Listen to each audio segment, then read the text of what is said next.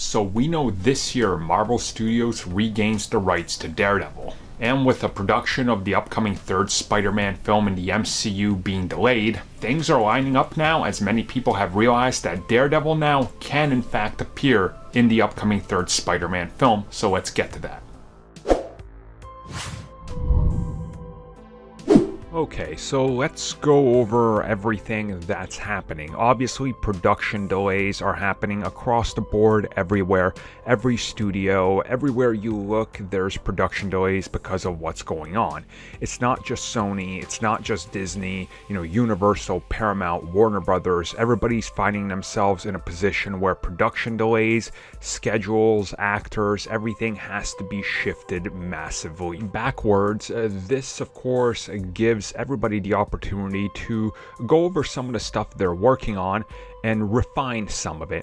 Now, when it comes to Sony, when it comes to Spider-Man, they have a partnership with Marvel Studios, but of course, Marvel Studios, first and foremost, is going to take care of itself. They're going to focus on the properties they directly own, and then, when schedule allows, they have to line it up with Sony now to be able to make the next film as they work on them together.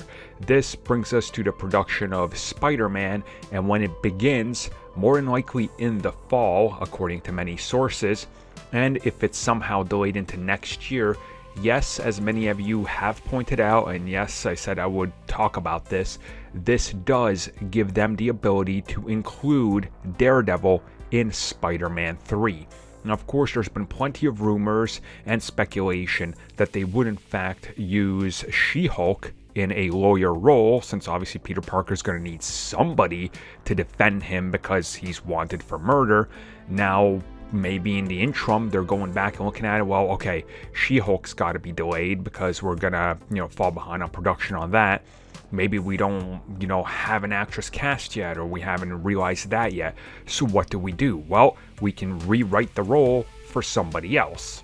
Who's freed up? Well, here's Matt Murdock. He's freed up in December, so use him up. Now again, I'm not saying this is a guarantee. I'm not saying this is something that's, gonna happen in the third Spider-Man.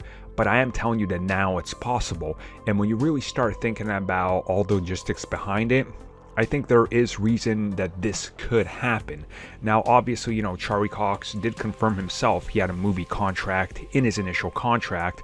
Now, whether that has lapsed or not, whether he's ever sat down and talked with Kevin Feige, and Feige was like, look, we're going to hold on to this because we want you. We don't know about that. But I would assume something like that has probably been discussed. And Daredevil, when the rights are up from Netflix, will be back at Marvel Studios. And my assumption is they're going to want to utilize some of these characters at least. Daredevil more than likely being the most popular one.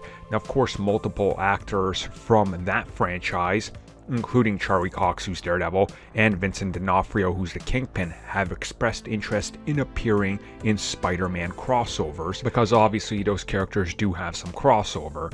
So again, it's one of these things where it can happen. I want it to happen. I think many fans do, but it would be up to the studios, to everybody involved to figure out, can this logistically be a reality? Does it make sense? Can we get it done? And what's the production's call for it? And again, it'll take some time, but if this thing ends up dragging out and maybe Spider-Man doesn't start shooting till summer of next year, then, they're free to do whatever they want. They can literally just make an agreement and use, for all we know, all the Defenders or just Daredevil alone. And they're open to that possibility. So, yeah, I guess we'll wait and see, and maybe we just hope for the best and it happens.